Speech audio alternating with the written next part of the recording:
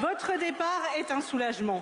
Il serait presque une satisfaction s'il n'était pas accompagné de l'incertitude de la suite.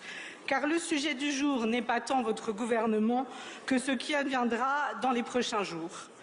La logique voudrait qu'après la fin précoce du gouvernement Attal, la censure de Michel Barnier et l'échec de votre gouvernement, enfin, les choses changent. La stabilité politique, le lent rétablissement du lien de confiance entre les citoyens et leurs élus ne peut advenir que d'une seule manière, par le respect du vote.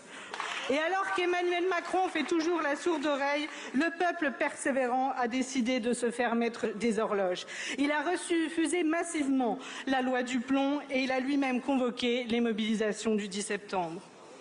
Notre devoir maintenant est de lui prouver que sa voix est entendue, que son vote n'est pas vain. Il se dégage 3 faits indéniables des résultats des législatives de 2024 et cela doit guider notre action. La première, c'est le rejet du Rassemblement national lorsque les Français leur ont bloqué l'accès à Matignon.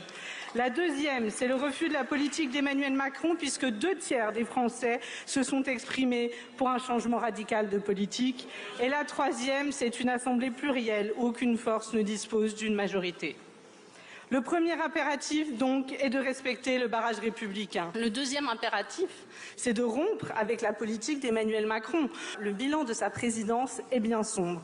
Cela a été dit, multiplication des cadeaux fiscaux, épuisement de l'école et de l'hôpital public, abandon de l'environnement face aux lobbies et du logement face aux investisseurs. Cette politique a été rejetée dans les urnes et le serait encore plus violemment aujourd'hui si l'on en croit les sondages. Pour sortir de l'impasse, le président n'a d'autre choix que d'accepter une cohabitation et de nommer un Premier ministre issu des rangs du nouveau Front populaire. Non pas pour changer de visage, mais bien pour changer de cap. Parce que rompre avec la politique d'Emmanuel Macron, c'est aussi rompre avec cette méthode, c'est redonner du pouvoir à cette Assemblée.